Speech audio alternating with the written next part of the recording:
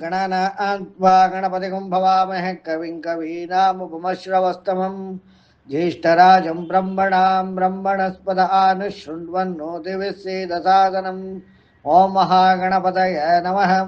ॐ ऋणादेवी सरस्वती वाजेभिर्वाजिनीवती धीनामविद्रवतु आनादिवा व्रतः पर्वतादा सरस्वती यजता गन्तु यज्ञम्। ॐ वाग्देव्यै नमः। ओं गुरुब्रह्मा गुरुर्विष्णु गुरुदेव महेश्वरः गुरु साक्षात् परब्रह्म तस्मै श्री गुरवे नमः। ओं वेदमाता नमस्तुभ्यं वरदे कामरूपिणी विद्यारंभं करिष्यामि सिद्धिर्भवतु मे सदा। ನಾವು ಭಗವದ್ಗೀತೆಗೆ ಇವತ್ತು ಎಂಟರ್ ಆಗ್ತಾ ಇದ್ದೀವಿ. 18 ಅಧ್ಯಾಯಗಳಿದೆ. ನನಗೆ ಆದ ಪಾಠ ಅಂದರೆ ಪಾಠ ಅಂತಂದರೆ ಗುರುಗಳಿಂದ ತಿಳುವಳಿಕೆ ಮತ್ತು ಸಂಶೋಧನೆ, ಈ ಎಲ್ಲ ವಿಚಾರದಲ್ಲಿ ನೋಡಿಕೊಂಡಾಗ ಭಗವದ್ಗೀತೆಯ ಪುರುಷೋತ್ತಮ ಯೋಗ ಅಂತ ಬರ್ತದೆ. ಯಾವುದು ವಿಶ್ವದರ್ಶನ ಆದಮೇಲೆ, ವಿಶ್ವರೂಪ ದರ್ಶನ ಆದಮೇಲೆ ಪುರುಷೋತ್ತಮ ಯೋಗ. ನನ್ನ ಪ್ರಕಾರ, ನನ್ನ ತಿಳುವಳಿಕೆ ಪ್ರಕಾರ, ನನ್ನ ಸಂಶೋಧನೆ ಪ್ರಕಾರ ಮತ್ತು ಗುರುಗಳ ಪ್ರಕಾರ ಇದು ಮೊದಲನೇದಾಗಿ ಬರಬೇಕು, ಇದೇ ಮೊದಲನೇದಾಗಿ ಬರಬೇಕು ಅನ್ನೋದನ್ನು ನಾವು ಅರ್ಥ ಮಾಡ್ಕೋಬೇಕು. ಅದಕ್ಕೆ ಮುನ್ನ ನಾವು ಒಂದು ಮಂತ್ರ ಇದೆ. ಯಾವ ಮಂತ್ರ ಅಂದರೆ, ನಾವು ಪ್ರತಿದಿನ ಯಾರ್ಯಾರು ಸಂಧ್ಯಾವನ್ನೇ ಮಾಡ್ತೀರಾ ಅವರು ಒಂದು ಮಂತ್ರವನ್ನು ಪ್ರತಿದಿನ ಹೇಳ್ತಾರೆ. ಆದರೆ ಅದೇ ಏನು, ಅದೇ ಇಲ್ಲಿ ಹೇಳುತ್ತಿರುವಂತಹ ಒಂದು ಸೀಕ್ರೆಟ್ ಅಂತ ಗೊತ್ತಾಗ್ತಾ ಇಲ್ಲ. ಯಾವುದು ಆ ಮಂತ್ರ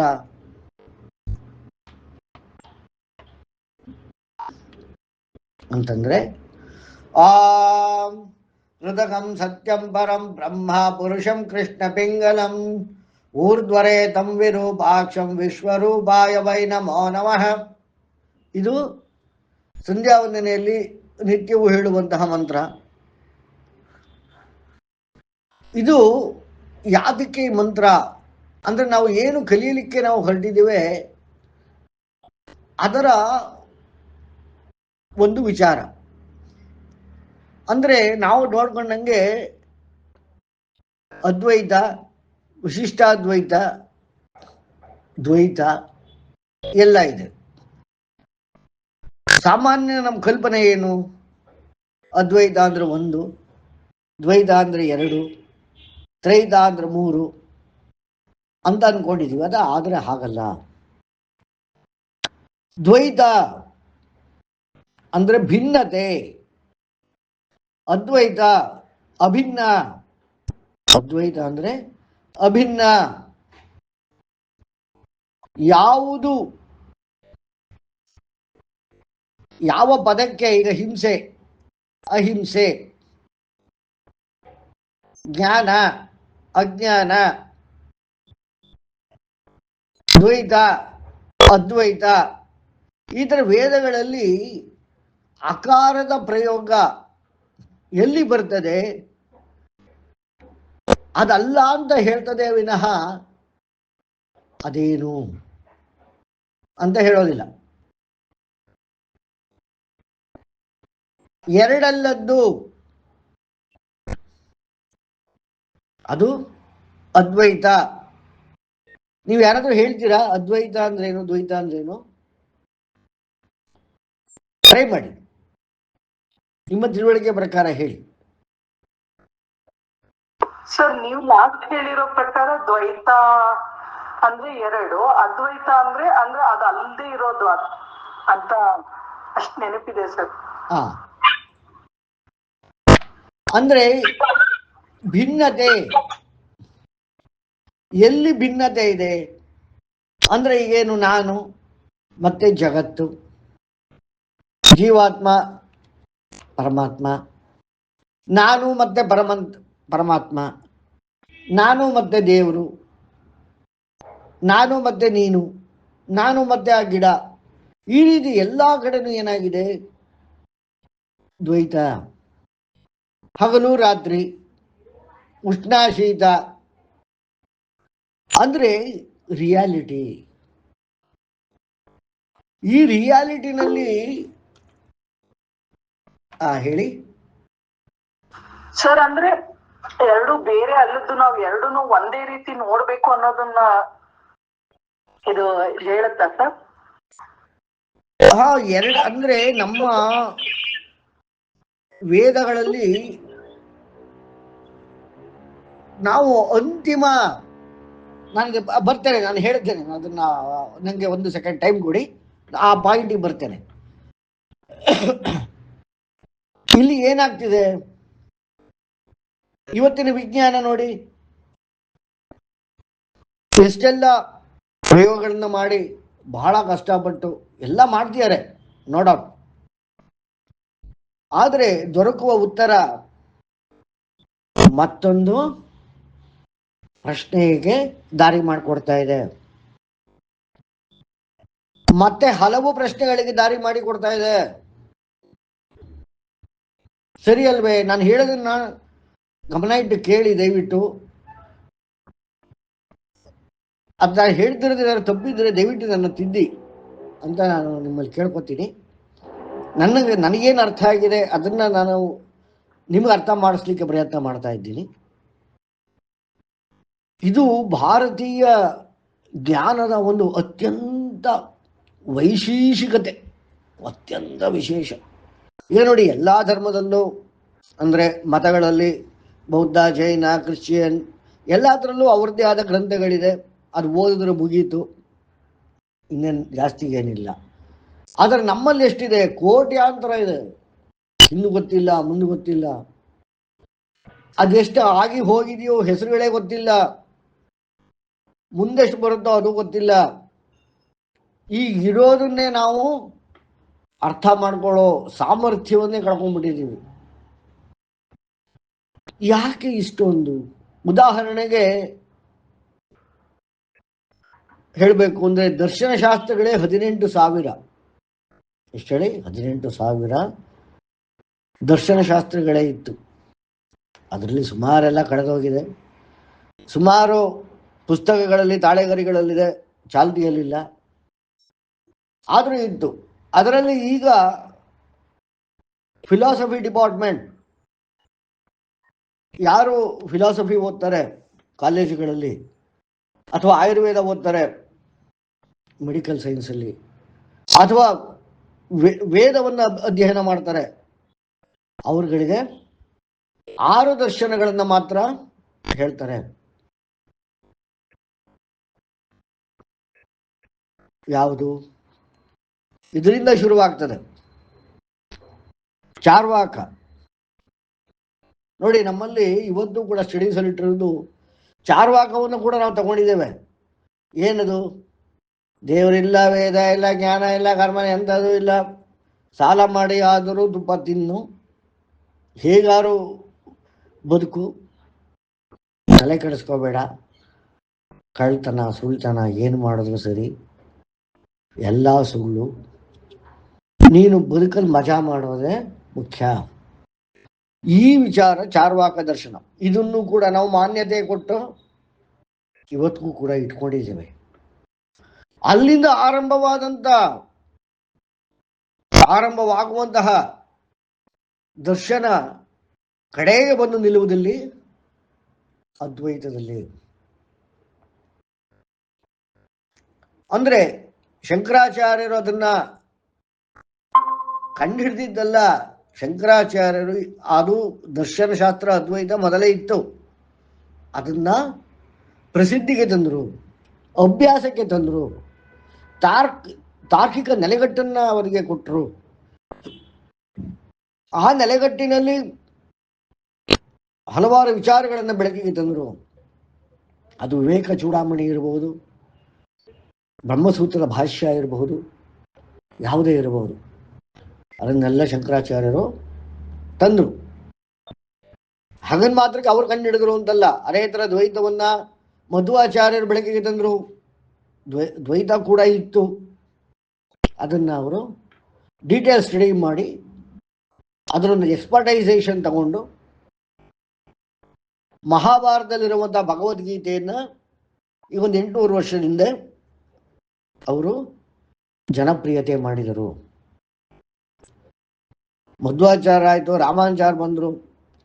ವಿಶಿಷ್ಟ ಅದ್ವೈತ ಅಂದರೆ ತ್ರೈತ ಅಂದ್ರೆ 3 ತ್ರಿಶ್ಚಿನ್ನ ಅದ್ಯ ಅಂತ ಮಂತ್ರಗಳು ಇದ್ರಲ್ಲಿ ಬರ್ತವೆ ಋಗ್ವೇದದಲ್ಲಿ. 3 ಯಾವುದು ಉದಾಹರಣೆ ಹೇಳಬೇಕು ಅಂದ್ರೆ ಹಲವಾರಿದೆ. ಸಾತ್ವಿಕ, ರಾಜಸಿಕ, ತಾಮಸಿಕ ಗುಣಗಳಲ್ಲಿ, ತಾಪತ್ರಯಗಳಲ್ಲಿ, ಅಧಿಭೌತಿಕ, ಆಧ್ಯಾತ್ಮಿಕ, ಅಧಿದೈವಿಕ, ಈ ಥರ 3 ಈ ರೀತಿ ಹೇಳ್ಕೊಂಡು ಬಂದರು.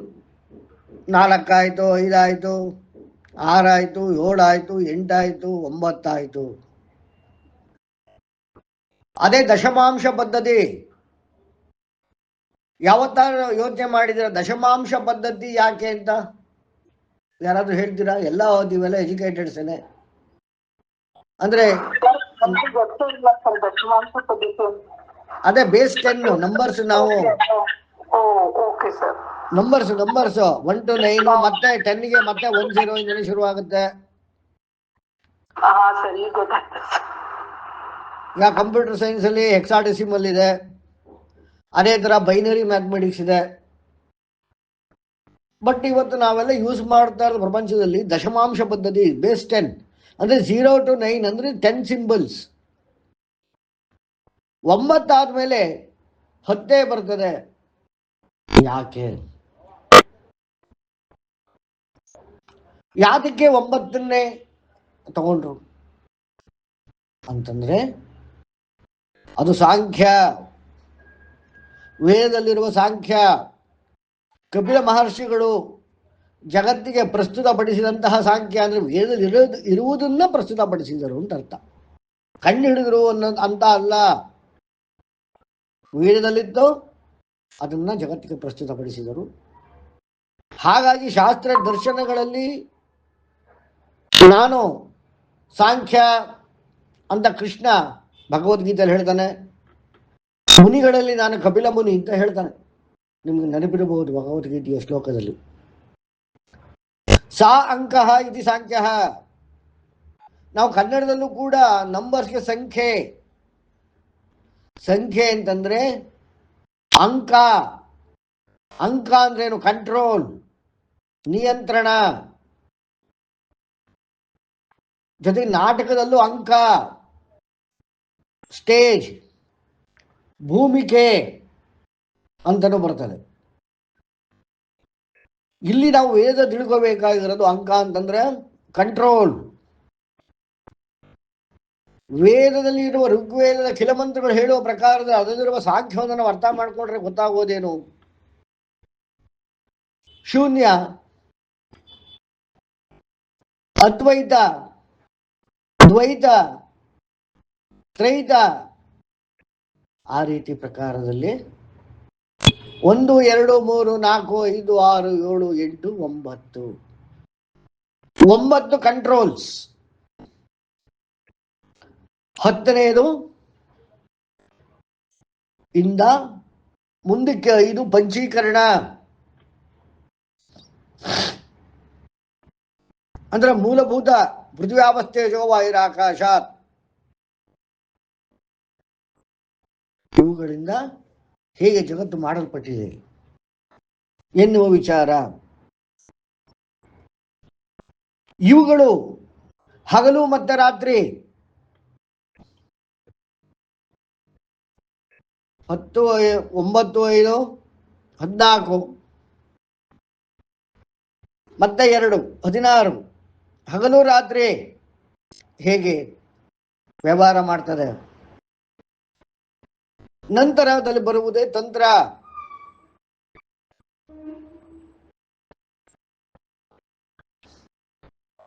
ಆ ತಂತ್ರ 17, 18ನೇ ದಿನ 18 ಸಂಹಾರ. ಇದು 18 ಅಧ್ಯಾಯಗಳು, 18 ಪರ್ವಗಳು, 18 ದಿನದ ಯುದ್ಧ, 18 ಅಕ್ಷೋಹಿಣಿ ಸೈನ್ಯ. ಪಾಂಡವರ ಕಡೆ 7 ಅಕ್ಷೋಹಿಣಿ ಸೈನ್ಯ ಮಾತ್ರ. ಯಾಕೆಂದ್ರೆ 8ನೇವನೇ ಶ್ರೀಕೃಷ್ಣ. ಅವನು ಹುಟ್ಟಿದ್ದು ಕೂಡ 8ನೇವನೇ. ಹಾಗೆ ಅಂದ್ರೆ ಏನ್ ಹೇಳ್ತಾ ಇದ್ದಾರೆ ಅಂತಂದ್ರೆ, ಮೊದಲು ಶೂನ್ಯ, ನಂತರ 2 ಇಲ್ಲದ್ದ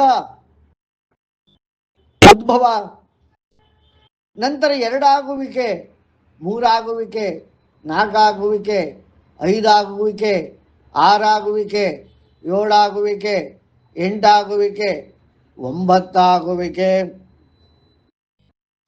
10ರಿಂದ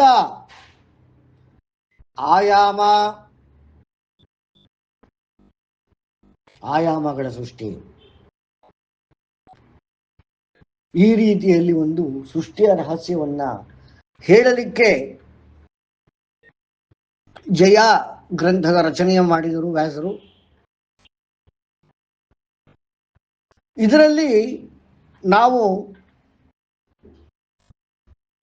ಎಲ್ಲೇ ನಿಂತ್ಕೊಂಡ್ರು, ಆಯಾಮದಲ್ಲಿ ನಿಂತ್ಕೊಳ್ಳಿ, 9ರಲ್ಲಿ ನಿಂತ್ಕೊಳ್ಳಿ, 8ರಲ್ಲಿ ನಿಂತ್ಕೊಳ್ಳಿ, ಎಲ್ಲಾರು ನಿಂತ್ಕೊಳ್ಳಿ, ಜಗತ್ತಲ್ಲಿ ಏನಾದರೂ ಮುಟ್ಟಿ, ಏನಾದರೂ ವಿಚಾರ ಮಾಡಿ, ಯಾವುದೇ ವಿಷಯ ತಗೊಳ್ಳಿ,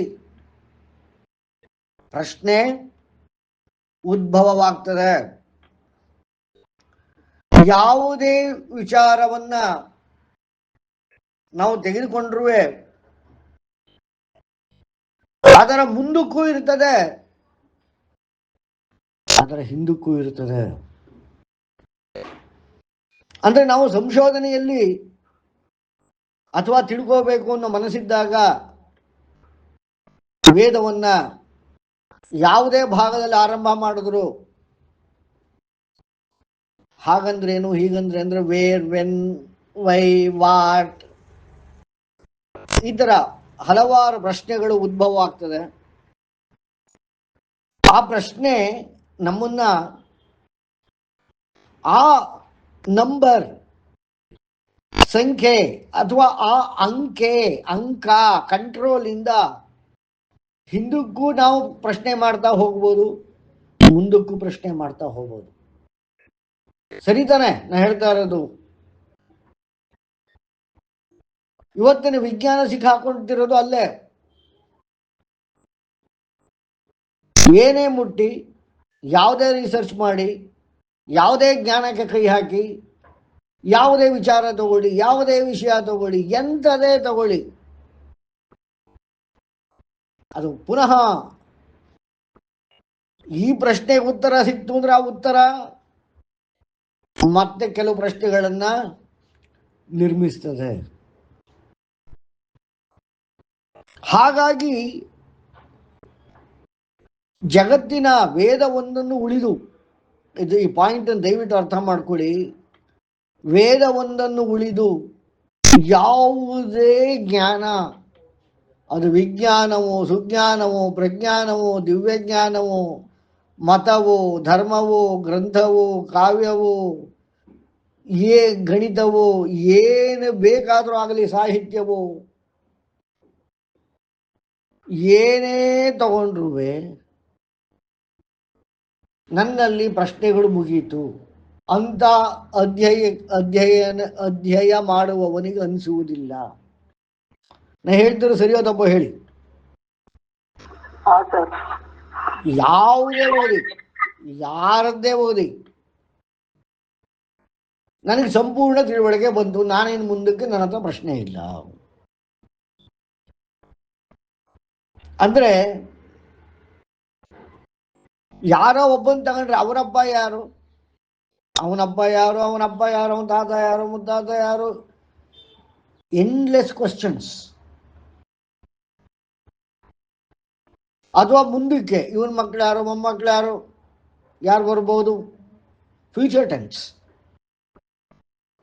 ಎರಡು ಕಡೆನೂ ಅಂದ್ರೆ ನಮ್ಮ ವರ್ತಮಾನದಿಂದ ನಮಗಿರುವ ಜ್ಞಾನದಿಂದ ಹಿಂದಕ್ಕಾಗಲಿ ಮುಂದಕ್ಕಾಗಲಿ ಪ್ರಶ್ನೆಗಳನ್ನ ಕೇಳ್ತಾ ಹೋದ್ರೆ, ನಮ್ಮನ್ನು ನಾವೇ ಕೇಳ್ಕೊಂಡಿರೋ ಉತ್ತರವನ್ನು ಕಂಡುಹಿಡ್ಕೋತಾ ಹೋದ್ರೆ ಅಂತ್ಯವೇ ಸಿಗೋದಿಲ್ಲ, ಸಿಗ್ತಿಲ್ಲ. ಅದು ಸಂಶೋಧನೆಯಲ್ಲೂ ಅದೇ ಪ್ರಾಬ್ಲಮ್ ಆಗ್ತಾ ಇದೆ, ವಿಜ್ಞಾನಿಗಳಿಗೂ ಕೂಡ. ಇದನ್ನ ವೇದ ಋಷಿಗಳು ಮನಗಂಡ್ರು. ಅಂದ್ರೆ ಇಲ್ಲಿ ಪಾಯಿಂಟ್ ಏನಪ್ಪಾ ನಾನು ಹೇಳಿಕೊಟ್ಟಿದ್ದೀನಿ ಅಂದ್ರೆ, ಇದು ಯಾತ್ರಿಂದ ಆಯ್ತು, ಇದಿಲ್ಲದೆ ಇದ್ದಾಗ ಅವಾಗ ಏನಿತ್ತು,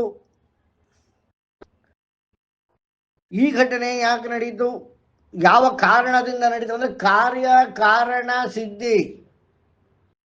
ಹಿಂದಕ್ಕೆ ಹೋಗದ ಹೋಗದ ಹೋಗದ ಮುಂದಕ್ಕಂತೂ ನಾವು ತಲುಪಕ್ಕಾಗೋದು. ಯಾಕಂದ್ರೆ ಮುಂದಕ್ಕೆ ಮಂಚೂಣಿ ಅಂತಂದ್ರೆ ಈ ವರ್ತಮಾನವೇ ಮಂಚೂಣಿ, ಉಳಿದದ್ದು ಭವಿಷ್ಯ.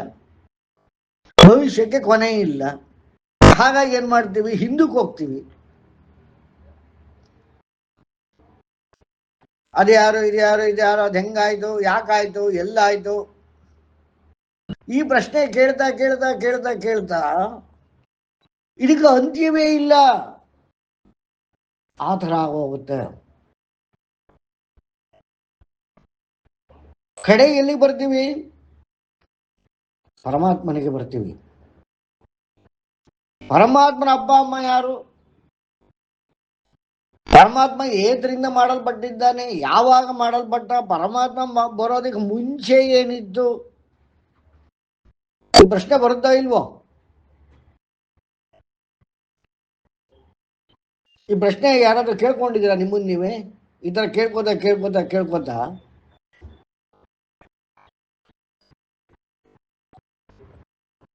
ಇದರಿಂದ ಏನು, ಇದರಿಂದ ಏನು, ಈಗ ಬ್ರಹ್ಮನಿಂದ ಏನು, ಬ್ರಹ್ಮ ಇಲ್ದಿದ್ದಾಗ ಹೆಂಗಿತ್ತು, ಈಗ ಟೈಮ್ ಬಿಯಾಂಡ್ ಟೈಮ್ ಅಂದಾಗ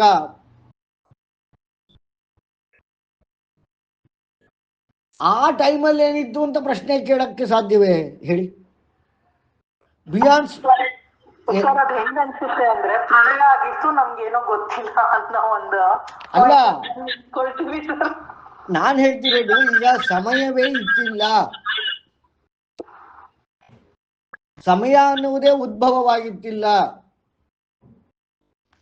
ಆಗ ನಾವು ಕೇಳುವಂತಹ ಪ್ರಶ್ನೆ ಆ ಟೈಮ್ ಅಲ್ಲಿ ಏನಿತ್ತು, ಅರ್ಥ ಆಗ್ತದೆ ಅನ್ಸುತ್ತೆ. ಇದು ಲಾಜಿಕಲ್ ಲಾಕ್ಸ್ ಇವು.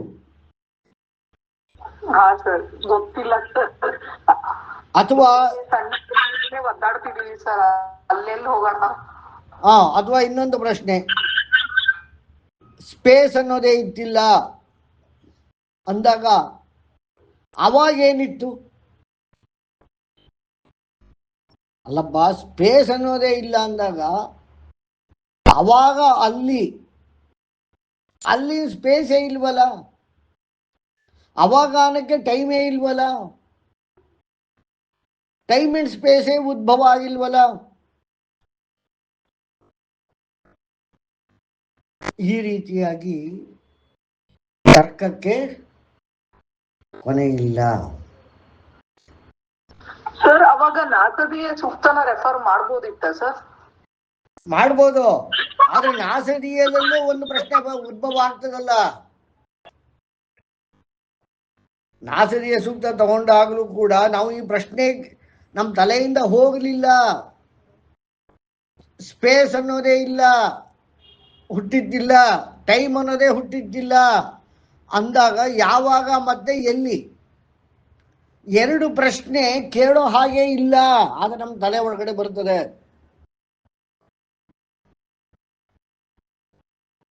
ಅವಾಗ ಏನ್ ಮಾಡ್ತೀವಿ, ಆಗಿನ ಪರಿಸ್ಥಿತಿ ಹೆಂಗಿತ್ತು ಮತ್ತದೇ ಬರ್ತದೆ ಸುದ್ದಿ ಬಳಸಿ.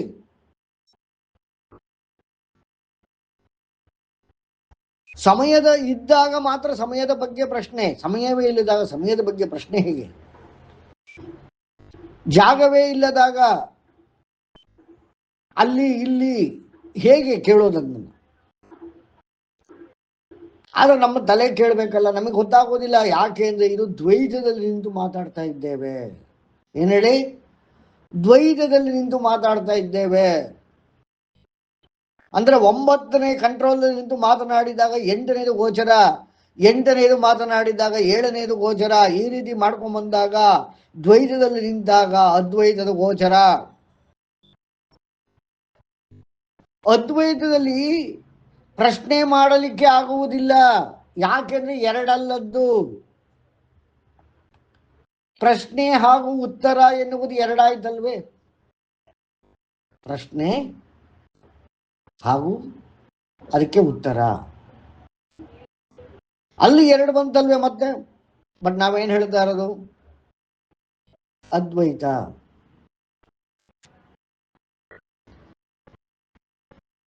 ಎರಡಿಲ್ಲ ಅಂತ ಹೇಳಿಬಿಟ್ಟು, ಅಂದ್ರೆ ಪ್ರಶ್ನೆಯೇ ಇಲ್ಲ, ಉತ್ತರ ಮಾತ್ರ.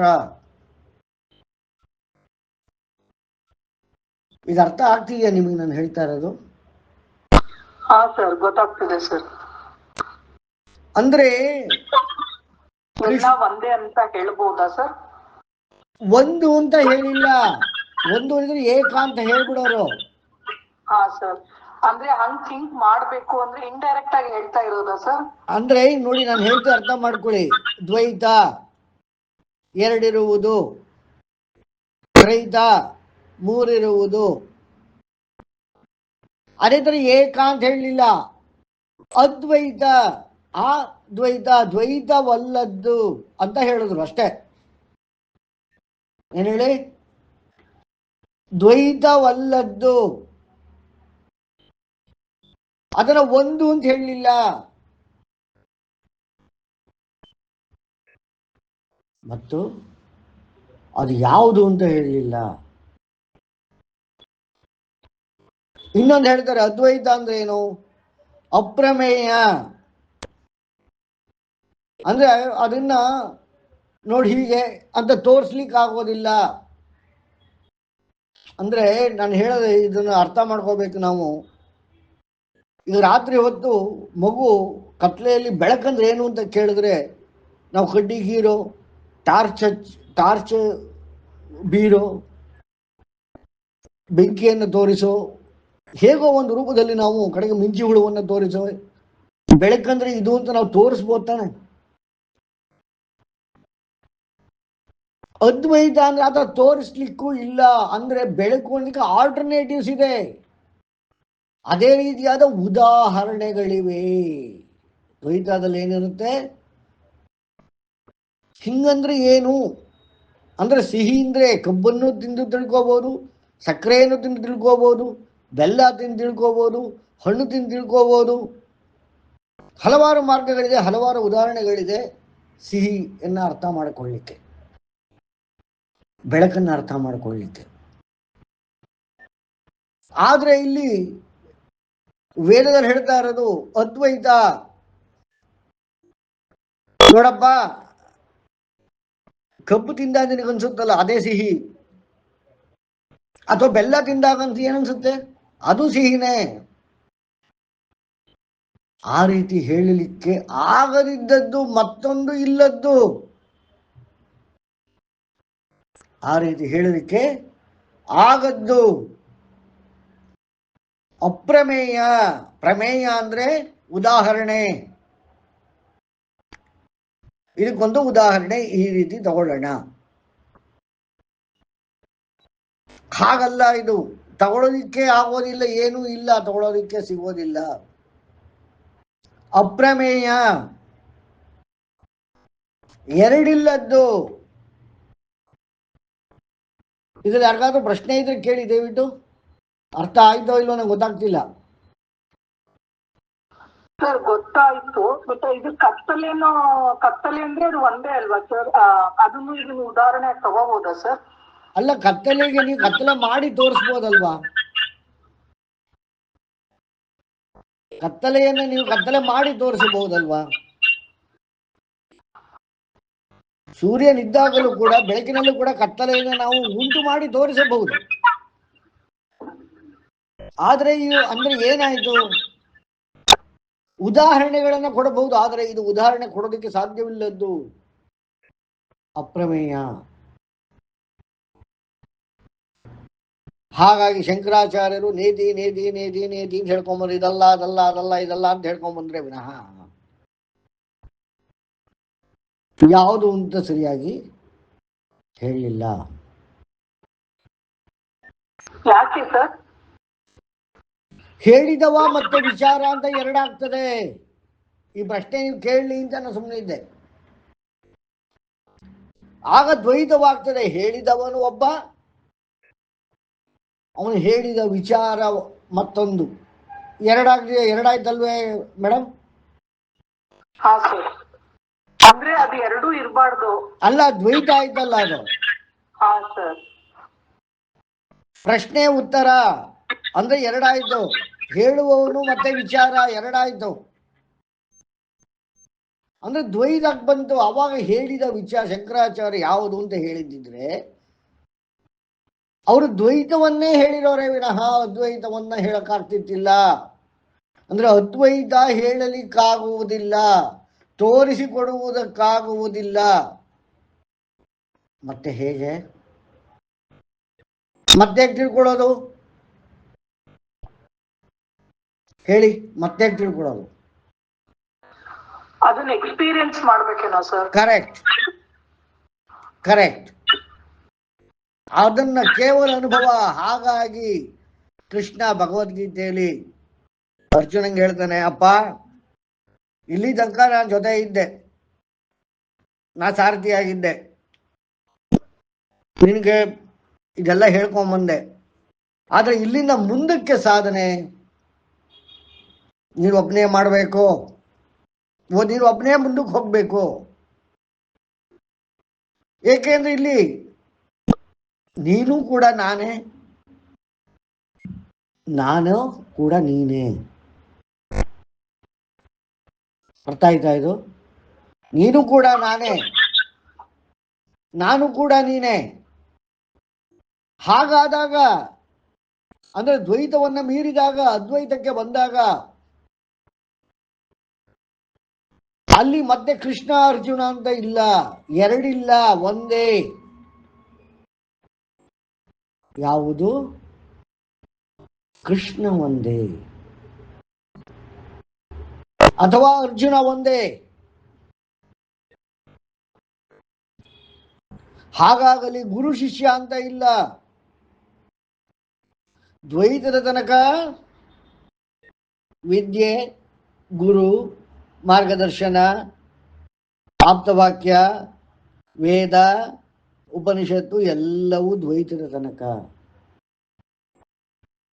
ಅದ್ವೈತಕ್ಕೆ ಕಾಲಿಟ್ಟ ಒಡನೆಯೇ ನಾನು ಎಂಬುದು ಮಾತ್ರ, ಮತ್ತಿನ್ನೇನು ಇರೋದಿಲ್ಲ. ಸರ್, ಹಾ, ಇಲ್ಲಿ ನಾನು ಎಂಬುದು ಪ್ರತಿಯೊಂದನ್ನು ನಾನು ಅಂತಾನೆ ತಿಳ್ಕೊಳ್ಬಹುದಾ? ಅಂದ್ರೆ ತಿಳ್ಕೊಳ್ಳೋದಲ್ಲ, ಅನುಭವಿಸ್ಬಿಡೋದು. ಓಕೆ, ಪ್ರತಿಯೊಂದನ್ನು ನಾನು ಅಂತ ಅನ್ಕೊಂಡು ಅನುಭವಿಸೋದು ಮತ್ತೆ ಹಾಗೆ ಇರೋದು. ಅದಕ್ಕೆ ಅರ್ಜುನಂಗೆ ಹೇಳಿದ್ದವನು, ನೀನು ಯಾರನ್ನ ಕೊಲ್ಲುತ್ತಿದೀಯಾ? ನೀನು ಎಲ್ಲಿ ಯುದ್ಧ ಮಾಡ್ತಿದೀಯಾ? ನೀನು ಯಾರನ್ನ, ನೀನು ಕೊಲ್ಲಲಿಕ್ಕೆ ನೀನು ಯಾರು? ಕೊಲ್ಲಲ್ಪಡಲಿಕ್ಕೆ ಅವರು ಯಾರು? ಕೊಲ್ಲುತ್ತಿರುವವನು ಅರ್ಜುನ, ಕೊಲ್ಲಿಸಿಕೊಳ್ಳುತ್ತಿರುವವನೂ ಅರ್ಜುನ, ಬಾಣ ಬಿಡುತ್ತಿರುವವನು ಅರ್ಜುನ, ಬಾಣವನ್ನು ಘಾಸಿಗೊಳ್ಳುತ್ತಿರುವವನು ಅರ್ಜುನ, ರಥವೂ ಅರ್ಜುನ, ಅದರ ಮೇಲೆ ನಿಂತವನು ಅರ್ಜುನ. ಹಾಗಿದ್ರೆ ನಾವ್ ಏನ್ ಮಾಡ್ಬೇಕು? ಮತ್ತೆ ಎಲ್ಲ ನಮ್ದೇ, ಇದು ಏನ್ ಮಾಡ್ತಿರೋದು ಅದು ನಾನೇ ಅಂತ ಅಂದ್ಮೇಲೆ ನಾನು ಏನ್ ಮಾಡ್ಲಿಲ್ಲ ಅಂದ್ರೂ ಅದು ನಾನೇ ಆಗಿರ್ತೀನಿ ಅಲ್ವಾ? ಹಾ, ಜಗತ್ತಿನ ಆಗ ಕರ್ಮವನ್ನ ಮೀರಿರ್ತೀವಿ. ಲೋಕ ಕಲ್ಯಾಣ ಒಂದೇ ಗುರಿ. ನನ್ನ ಮತ್ತು ಹೇಳಿದ್ದೆ ಶೂದ್ರನಾಗುವುದು ಅಂತಂತ ನಾನು. ಅದು ಇದಾಗುತ್ತೆ. Okay sir. ಈ ಸ್ಥಿತಿಯನ್ನ ತಲುಪಿದವನಿಗೆ ಲೋಕದಲ್ಲಿರುವ ಜೀವಿಗಳಿಗೆ ಎಲ್ಲರಿಗೂ ಸಹಾಯ ಮಾಡುವುದು, ಅವರ ಕಷ್ಟಗಳನ್ನು ನಿವಾರಿಸುವುದೇ ಅವನ ಕೆಲಸ. ಅರ್ಥ ಆಯ್ತೆ? ಸರ್, ಎಷ್ಟು ಸಿಂಪಲ್ ಇದೆ, ಬಟ್ ಇದನ್ನ ಅರ್ಥ ಮಾಡ್ಕೊಳ್ಳೋದು ಅಂದ್ರೆ ನಾವ್ ಇರೋ ಈ ಸಿಚುವೇಶನ್ ಅಲ್ಲಿ ಹಿಂಗಿರೋದು ಎಷ್ಟು ಕಷ್ಟ ಆಗುತ್ತೆ ಸರ್. ಇದು ಸಾಧ್ಯನೇ ಇಲ್ಲ ಅನ್ನೋ ಮಟ್ಟಿಗೆ ಇದೆ ಸರ್ ಇದು. ಇಲ್ಲ, ಆ ಸಾಧ್ಯವಾಗೋದಿಕ್ಕೇನೆ ನಾನು ಪುಸ್ತಕ ಬರೆದಿರೋದು, ವ್ಯಾಖ್ಯಾನಗಳನ್ನು ಮಾಡ್ತಾ ಇರೋದು, ಕ್ಲಾಸನ್ನ ತರಗತಿಗಳನ್ನ ತಗೋತಾ ಇರೋದು. ಯಾಕೆ ಇದು ತಿಳ್ಕೋಬೇಕು ನಾವು. ಅಂದರೆ ಪ್ರಶ್ನೆಯೇ ಇಲ್ಲದ ಸ್ಥಿತಿ ಅದ್ವೈತ. ಅಲ್ಲಿ ಪ್ರಶ್ನೆಯೇ ಉದ್ಭವವಾಗದಂತಹ ಸ್ಥಿತಿ. ನಾನು ಮತ್ತೆ ಬೇರೆ ವಿಚಾರ ಅಂತ ಇರದ ಸ್ಥಿತಿ. ನಾನು ಅನ್ನುವುದೇ ಆತ್ಮ ಎಂದಾಗಿ ಅರಿತು ಅದರಲ್ಲಿ ನಡೆಯುವ ಸ್ಥಿತಿ. ಆತ್ಮವೇ ಪರಮಾತ್ಮ, ಆತ್ಮವೇ ಬ್ರಹ್ಮ. ನೋಡಿ, ದ್ವೈತದಲ್ಲಿದ್ದಾಗ ಅಹಂ ಬ್ರಹ್ಮಾಸ್ಮಿ. ಏನ್ ಹೇಳಿ? ಅಹಂ ಬ್ರಹ್ಮಾಸ್ಮಿ, ಅದು ದ್ವೈತ. ಅಹಂ ಅಂದ್ರೆ ನಾನೇ ಬ್ರಹ್ಮ, ಅಂದ್ರೆ ನಾನು ಮತ್ತೆ ಬ್ರಹ್ಮ ಎರಡಾಯ್ತು. ಸರ್ ಅದು ಅದ್ವೈತ ಅಲ್ವಾ ಸರ್? ಅಲ್ಲ, ದ್ವೈತದ ಮಾತದು. ಅದ್ವೈತದ ಅಹಂ ಬ್ರಹ್ಮಾಸ್ಮಿ ಅದ್ವೈತ ಅಲ್ವಾ ಸರ್? ಯಾಕೆ ಅಂದ್ರೆ ನೀವು ಅದ್ವೈತ ಸ್ಥಿತಿಗೆ ಹೋದಾಗ ನೀವು ಮತ್ತೆ ಬ್ರಹ್ಮ ಅಂತ ಎರಡಿರೋದಿಲ್ಲ. ಬ್ರಹ್ಮ ನೀವು ಮರ್ಜಿ ಆಗಿರ್ತೀರಾ. ನಾನೇ ಬ್ರಹ್ಮ ಅಂತ ಹೇಳೋ ಮಾತೇ ಬರೋದಿಲ್ಲ. ನಾನು ಮತ್ತೆ ಪರಮಾತ್ಮ ಅಂತ ಮಾತು ಬರೋದಿಲ್ಲ. ಯಾಕೆಂದ್ರೆ ನಾನು ಮತ್ತೆ ಪರಮಾತ್ಮ ಅಂದ್ರೆ ಎರಡಾಯ್ತಲ್ಲ. ಅರ್ಥ ಮಾಡ್ಕೊಳ್ಳಿ ದಯವಿಟ್ಟು. ಸರ್ ಇಲ್ಲಿ ಕನ್ಫ್ಯೂಸ್ ಆಯ್ತು. ಶಂಕರಾಚಾರ್ಯ ಹೇಳಿದ್ದು ಅದ್ವೈತ ಅಹಂ ಬ್ರಹ್ಮಾಸ್ಮಿ ಅಲ್ವಾ ಸರ್? ಅದು ಉಪನಿಷತ್ ವಾಕ್ಯ. ಶಂಕರಾಚಾರ್ಯರು ಅದನ್ನ ಉದಾಹರಿಸಿದರು ಅದ್ವೈತಕ್ಕೆ ಹೋಗ್ಲಿಕ್ಕೆ. ಆದ್ರೆ ಅವರು ಅದ್ವೈತದಲ್ಲಿ ಏನು ಅಂತ ಹೇಳಲಿಲ್ಲ ಅಂತ ನಾನು ಹೇಳ್ತಾ ಇರೋದು. ಅದ್ವೈತ ಅಂದ್ರೆ ಏನಾಯ್ತು ಅಲ್ಲಿಗೆ? ಸತ್ಯ. ನಮ್ಮ ಆತ್ಮ ಮಾತ್ರ ಎಕ್ಸಿಸ್ಟೆನ್ಸ್ ಅಲ್ಲಿ ನಮಗೆ ಗೊತ್ತಾಗ್ತದೆ. ಎಲ್ಲವೂ ಆತ್ಮ. ಆತ್ಮನಿಂದಲೇ ದ್ವೈತಕ್ಕೆ ಬಂದಾಗ ಎಲ್ಲ ಕ್ರಿಯೇಟ್ ಆಗಿದೆ ಅಂತ ಗೊತ್ತಾಗ್ತದೆ. ನಾವು ಏನೇ ದ್ವೈತದಲ್ಲಿ ತಗೊಂಡು ಹಿಂದಕ್ಕೆ ಹೋದಾಗ ಕಡೆಗೆ ಆಗುವುದೇನು? ನಾನು ಎನ್ನುವ ಆತ್ಮಿಕ ಭಾವ, ಆತ್ಮೈಕ ಭಾವ. ನಾನೇ ಎಲ್ಲವೂ, ಎಲ್ಲವೂ ನಾನೇ.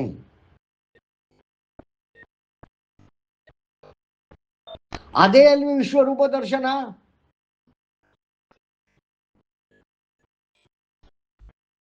ಅರ್ಜುನನಿಗೆ ಒದಗಿ ಬಂದ ವಿಶ್ವರೂಪ ದರ್ಶನ. ಒದಗಿ ಬಂದದ್ದೇನು? ಎಲ್ಲವನ್ನೂ ಕೃಷ್ಣನೇ ಆಗಿರುವುದು. ಆದ್ರೆ ಅವನು ದ್ವೈತದಲ್ಲಿ ನೋಡಿದ. ಯಾಕೆಂದ್ರೆ ಕೃಷ್ಣ ಮತ್ತೆ ಅರ್ಜುನ ಅಂತ ಎರಡಾಯ್ತು. ಅರ್ಜುನ ತನ್ನದೇ ವಿಶ್ವರೂಪವನ್ನು ನೋಡಿಕೊಳ್ಳುವುದು ಸ್ವಸ್ವರೂಪ ದರ್ಶನ. ಅಂದ್ರೆ ವಿಶ್ವರೂಪ ದರ್ಶನದ ಒಳಾರ್ಥ ಏನು? ಸ್ವರೂಪ ದರ್ಶನ. ನನ್ನ ನಿಜವಾದ ಸ್ವರೂಪವನ್ನು ನಾನು ನೋಡಿಕೊಳ್ಳುವುದೇ ವಿಶ್ವರೂಪ ದರ್ಶನ. ಅದು ಅದ್ವೈತ. ವಿಶ್ವರೂಪ ದರ್ಶನವನ್ನು ನೋಡಿದೆ ಈ ಕಣ್ಣುಗಳಿಂದ ಅಂದರೆ ಅದು ದ್ವೈತ. ಹೇಳಿ ಸರ್. ಅದು ವಿಶ್ವರೂಪ ಅಂದ್ರೆ ಸ್ವಸ್ವರೂಪ ಅಂತಂದ್ರೆ ಹೇಗೆ ಅದನ್ನ ನಾವು ಡಿಫೈನ್ ಮಾಡ್ಕೋಬಹುದು ಸರ್? ಅಂದ್ರೆ ಅದು ಒಳ್ಳೇದು ಕೆಟ್ಟದ್ದು ಅದರಲ್ಲಿ ಎಲ್ಲಾನು ಒಳಗೊಂಡಿರುತ್ತೆ. ಹೌದು, ಎಲ್ಲವೂ ನಾನೇ ಅಂದ್ರೆ ಎಲ್ಲವೂ ಆತ್ಮವೇ. ಆತ್ಮದಲ್ಲಿ ಆತ್ಮ ಎಕ್ಸ್ಪೀರಿಯನ್ಸ್ ಮಾಡೋ ಪ್ರತಿಯೊಂದು ವಿಷಯನೂ ನಾನೇ. ಕಳ್ತನ ಆಗಿರ್ಬೋದು, ಸುಳ್ತನ ಆಗಿರ್ಬೋದು, ಕೆಟ್ಟದಾಗಿರ್ಬೋದು. ಸೊ ಇದು ಸುಮಾರು ಇದು ಎಕ್ಸಾಮ್ ಬಾಯಿಗೆ ಇವಾಗ ಇದಿಷ್ಟು ಬರ್ತಿದೆ. ಇದ್ರಲ್ಲಿ ಎಷ್ಟೋ ವಿಚಾರಗಳು, ವಿಷಯಗಳು ಇದೆ ಸರ್. ಇದನ್ನೇ ನಾನು ಅರ್ಥ ಮಾಡ್ಕೋಬೇಕಾ ಸರ್? ಹೇಗೆ ಸರ್ ಅದನ್ನ ಅರ್ಥ ಮಾಡ್ಕೋತಾ ಅದನ್ನ ಸಂಪೂರ್ಣ ಅರ್ಥ ಮಾಡ್ಕೊಳ್ಳಿಕ್ಕೆ ಆಗೋದಿಲ್ಲ. ಅಷ್ಟು ವಿಚಾರಗಳಿವೆ, ಅಷ್ಟು ವಿಷಯಗಳಿದೆ. ಆಮೇಲೆ ಅವು ಬದಲಾವಣೆಗಳನ್ನು ಹೊಂದುತ್ತಾ ಇರ್ತವೆ. ಬರೀ ಅದರಲ್ಲೇ ಕೂತಿದ್ರೆ ಅದು ನೆವರ್ ಎಂಡಿಂಗ್ ಸ್ಟೋರಿ. ಅದ್ವೈತಕ್ಕೆ ಚಲಿಸಬೇಕು. ಹಾ ಸರ್. ಅಂದ್ರೆ ಅದನ್ನ ಇಂಪ್ರೂವೈಸ್ ಮಾಡ್ಕೊಂಡು ಸರಿಯಾಗಿ ಅದನ್ನ ಇಂಪ್ರೂವೈಸ್ ಮಾಡ್ಕೊಳ್ಳೋದಲ್ಲ, ಆತ್ಮಜ್ಞಾನವನ್ನ ಸಂಪಾದನೆ ಮಾಡುವುದೇ ಅದ್ವೈತ. ಆತ್ಮಜ್ಞಾನ ತಿಳಿದರೆ ಎಲ್ಲವೂ ತಿಳಿದಂತೆ. ಅದನ್ ಬಿಟ್ಟು ನೀವು ದ್ವೈತದಲ್ಲಿ ಎಷ್ಟೇ ಫೈಟ್ ಮಾಡಿದ್ರು ಇದು ಮುಗಿಯಲಾರದ ಕಥೆ. ಸರ್ ಆತ್ಮಜ್ಞಾನ ಅಂದ್ರೆ ಏನು ಸರ್ ಆಗಿದ್ರೆ? ನನ್ನ ಸ್ವಸ್ವರೂಪ, ವಿಶ್ವರೂಪ, ನನ್ನ ರೂಪವನ್ನು ನಾನು ಯಾರು ಅಂತ ನೋಡ್ಕೊಳ್ಳೋದೆ, ನಾನು ಯಾರು ಅಂತ ಅರಿಯುವುದೇ. ಅದು ಬೇರೆ ಯಾರು ಹೇಳುವುದರಿಂದಲ್ಲ. ಇದು ಕನ್ನಡಿ ನೋಡ್ಕೊಳ್ಳೋ ರೀತಿಯೂ ಅಲ್ಲ, ಬೇರೆ ಯಾರೋ ತೋರಿಸ್ಕೊಡೋ ರೂಪವೂ ಅಲ್ಲ, ಬೇರೆ ಯಾರೋ ಮಾರ್ಗದರ್ಶನ ಮಾಡಿ ಅದರಲ್ಲಿ ನಾನು ನಡೆದು ಅದರಲ್ಲಿ ಕಂಡುಕೊಂಡ ಗುರಿಯಲ್ಲ. ಏಕಾಂಗಿಯಾಗಿ ನಡೆದು ನಾನೇ ಸ್ವತಃ ಆ ದರ್ಶನವನ್ನು ಪಡೆದಂತಹ ಅನುಭವವನ್ನು ಹೊಂದುವುದೇ ವಿಶ್ವರೂಪ ದರ್ಶನ, ಸ್ವಸ್ವರೂಪ ದರ್ಶನ. ಅದೇ ಅದ್ವೈತ. ಈ ಕನ್ಫ್ಯೂಷನ್ಸ್ ಆಗುತ್ತೆ ಸರ್. ಅಂದ್ರೆ ಇವಾಗ ಅಂದ್ರೆ ಪ್ರತಿ ಒಂದು ಜನ್ಮಕ್ಕೂ ನಂಗೆ ಆಗತ್ತಾ ಏನೋ ಈ ಇದಕ್ಕೆ ನಮ್ಗೆ ತಗೊಳ್ಬೋದಾ ಸರ್? ಅದನ್ನ ನೀವು ಸಾಧಿಸಿದವನಿಗೆ ಈ ಜನ್ಮ ಜನನ ಮತ್ತು ಮರಣಗಳ ಚಕ್ರಗಳ ಬಾಧೆ ಇಲ್ಲ, ಹಾಗಾಗಿ ಸಾಧನೆ ಮಾಡಬೇಕು ಅಂತ ಹೇಳ್ತಾ ಇರೋದು. ಸರ್ ಆಗಿದ್ರೆ ಈಗ ಈ ಆತ್ಮ ಒಂದು ಕ್ರಿಮಿನಲ್ ಆಗಿ ಎಕ್ಸ್ಪೀರಿಯನ್ಸ್ ಮಾಡ್ಬೇಕು ಅಂದಾಗ ಅದು ಆತ್ಮಜ್ಞಾನ ಆಗುತ್ತಾ ಸರ್? ಅಂದ್ರೆ ಎಲ್ಲವೂ ಆತ್ಮಕ್ಕೆ ಕ್ರಿಮಿನಲ್ಲು ಸಿವಿಲ್ಲು ಅನ್ನೋ ಏನು ಇಲ್ಲ, ಅದಕ್ಕೆ ಕೇವಲ ಅನುಭವ ಮಾತ್ರ. ಹಾ ಸರ್, ಅಂದ್ರೆ ನಮ್ಮ ಆತ್ಮ ಸ್ವರೂಪ ಅಥವಾ ಆತ್ಮಜ್ಞಾನ ಆಗಿ ಕನ್ವರ್ಟ್ ಅಂದ್ರೆ ಆಗತ್ತಾ ಅದು? ಹೌದು ಹೌದು, ಪ್ರತಿಯೊಂದು ಕೂಡ ಫಲಾಫಲಗಳನ್ನು ಅನುಭವಿಸುವುದು ಜೀವ, ಅದರಲ್ಲಿ ಕೇವಲ ಅನುಭವವನ್ನ ತೆಗೆದುಕೊಳ್ಳುವುದು ಆತ್ಮ. ಹಾ ಸರ್, ಅಂದ್ರೆ ಈಗ ಆತ್ಮ ಜ್ಞಾನ ಅಂತ ಹೇಳಿದ್ರಲ್ಲ ಸರ್, ಈ ಒಂದು ಇದ್ರಲ್ಲಿ ನಾನು ಒಂದು ಕ್ರಿಮಿನಲ್ ಆಗಿದ್ದೀನಿ, ನಾನು ಒಂದು ಕಳ್ಳ ಆಗಿದ್ದೀನಿ, ನಾನು ದರೋಡೆ ಮಾಡೋನಾಗಿದ್ದೀನಿ, ಅದು ಆತ್ಮ ಜ್ಞಾನ ಆಗುತ್ತಾ ಸರ್ ಅಂತ ನನ್ಗೆ? ಅಲ್ಲ, ದರೋಡೆ ಆಗಿದ್ದೀನಿ ಅಂತ ರಿಯಲೈಸ್ ಮಾಡ್ಕೊಂಡು ಬಿಡೋದು ಮಾಡೋದು ಅವೆಲ್ಲ ಜೀವ. ಆ ದರೋಡೆ ಮಾಡೋದು ಪ್ರತಿಯೊಂದು ಕೂಡ ಅನುಭವ, ನಿಮ್ಮ ಆತ್ಮಕ್ಕೆ ಅನುಭವ. ಅದರ ಫಲ, ಶಿಕ್ಷೆ, ಸಕ್ಸಸ್ಸು, ಫೇಲ್ಯೂರು ಎಲ್ಲ ನಿಮ್ಮ ಜೀವ ಅನುಭವಿಸ್ತದೆ ಅಂತ ನಾನು ಹೇಳ್ತಾರೆ. ಅದರ ಜ್ಞಾನ ಆತ್ಮಕ್ಕೆ, ಅದರ ಜ್ಞಾನ ಆತ್ಮಕ್ಕೆ. ಇದಕ್ಕೆ ಒಂದು ಉದಾಹರಣೆ ಕೊಡ್ತೀನಿ ನೋಡಿ, ಕರೆಕ್ಟ್ ಅರ್ಥ ಮಾಡ್ಕೊಳ್ಳಿ. ದೇಹ ಎಂಬ ರಥದಲ್ಲಿ ಅರ್ಜುನ ಜೀವನಾದರೆ ಸಾರಥಿಯಾದ ಕೃಷ್ಣನೇ ಆತ್ಮ. ಅರ್ಥ ಆಯ್ತಾ? ಹಾ ಸರ್, ಅಲ್ಲ ನನ್ಗೆ ಕ್ವಶನ್ ಏನಾಗ್ತಿರೋದು ಅಂದ್ರೆ ಸರ್, ಈಗ ಅನುಭವ ಪಡ್ಕೊಂಡಾದ್ಮೇಲೆ ರಿಯಲೈಸೇಷನ್ ಬಂದಾಗ ಅದು ಆತ್ಮಜ್ಞಾನ ಆಗುತ್ತೆ. ಇದು ತಪ್ಪು, ಇದನ್ ಮಾಡ್ಬಾರ್ದು ಅನ್ನೋದು ರಿಯಲೈಸೇಷನ್ ಬಂದಾಗ ಅದು ಆತ್ಮಜ್ಞಾನ ಆಗುತ್ತಾ ಅಂತ? ಹೌದು ಹೌದು ಹೌದು ಹೌದು ಹೌದು, ಅದು ಬುದ್ಧಿಯಿಂದನೇ ಸಾಧ್ಯ ಇದೆಯಲ್ಲ. ಹಾ ಸರ್, ಅಂದ್ರೆ ಇದಿಷ್ಟೇ ಆತ್ಮಜ್ಞಾನ. ನಾವು ಅದನ್ನ ಕೈತನ ಮಾಡಬಾರ್ದು ಅನ್ನೋದಕ್ಕೆ ಆತ್ಮ ಸಾಕ್ಷಾತ್ಕಾರ ಆಗಬೇಕು ಅಂತಿಲ್ಲ, ಬುದ್ಧಿ ಉಪಯೋಗಿಸಿದ್ರೆ ಸಾಕು ಅಲ್ವೇ? ಇದು ಬುದ್ಧಿಯನ್ನು ಮೀರಿದ್ದು. ಅಲ್ಲ, ಇದಿಷ್ಟು ಈಸಿ ಆಗತ್ತಾ ಆತ್ಮಜ್ಞಾನ ಅನ್ನೋದು ನನ್ಗೆ ಕ್ವಶನ್ ಸರ್. ಆತ್ಮಜ್ಞಾನ ಈಸಿ ಟಫ್ ಅಂತ ಅವಾಗ ಎರಡಾಯ್ತಲ್ಲ, ಮತ್ತೆ ಈಸಿ ಮತ್ತೆ ಟಫ್ ಅಂತ ಎರಡು ಸ್ಥಿತಿ ಆಯ್ತಲ್ಲ, ಅದು ಹಾಗಲ್ಲ. ಅದು ಯಾವುದೂ ಅಲ್ಲಿಲ್ಲ ಅದ್ವೈತದಲ್ಲಿ.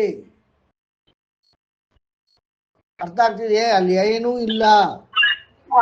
ಅಂದ್ರೆ ಅದು ಅಷ್ಟು ಸುಲಭ, ಆತ್ಮಜ್ಞಾನ ಸಿಗೋದು ಅಷ್ಟು ಸುಲಭನಾ ಅನ್ನೋ ಒಂದು ಕ್ವಶನ್. ಖಂಡಿತ ಸುಲಭ, ಆದ್ರೆ ನಾವು ದ್ವೈತವನ್ನ ಬಿಟ್ಟೇ ಯೋಚನೆ ಮಾಡೋದಿಲ್ವಲ್ಲ.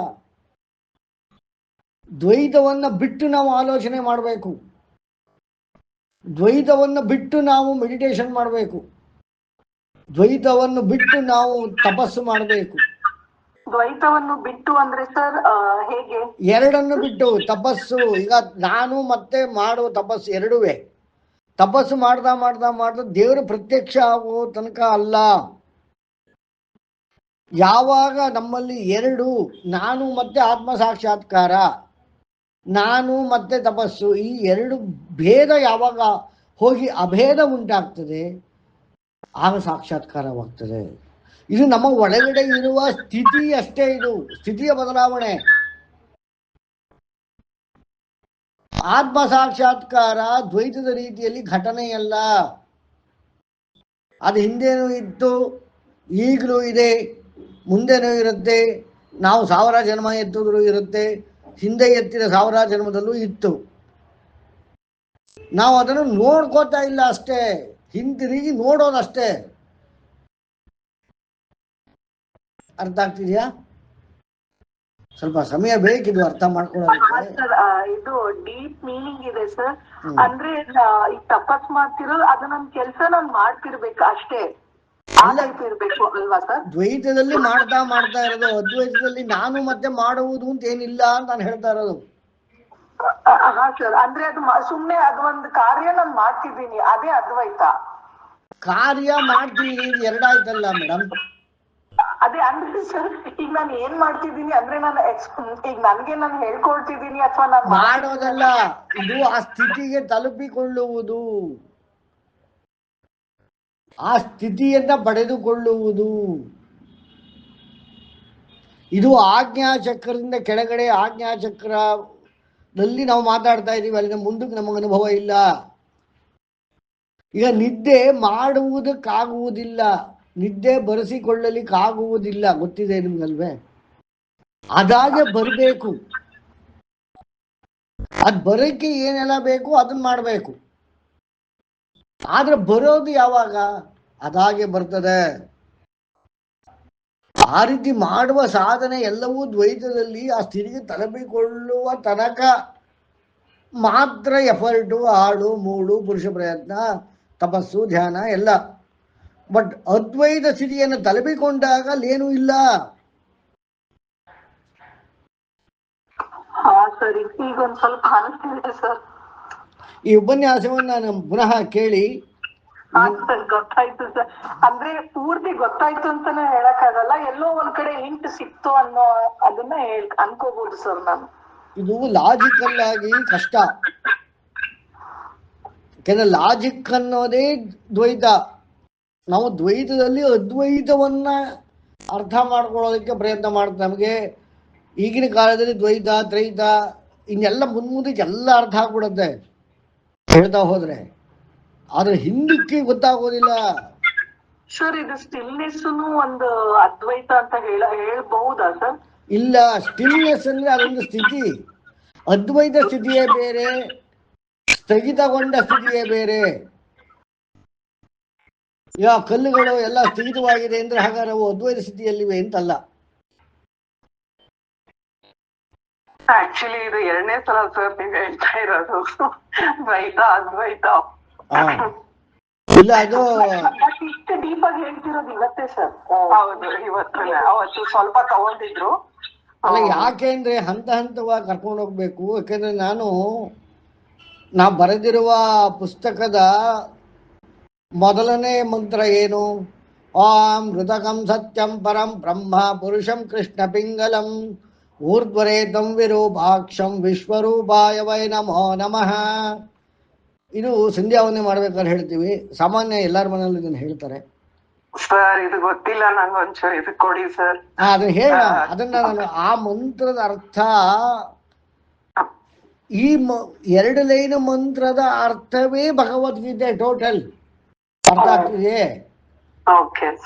ಈ 2 ಲೈನ್ ಮಂತ್ರನೇ 2 ಲೈನ್ ಮಂತ್ರ ಋಗ್ವೇದದ್ದು. ಆ 2 ಲೈನು ಸಂಪೂರ್ಣ ಭಗವದ್ಗೀತೆ ಆಗೋಯ್ತು.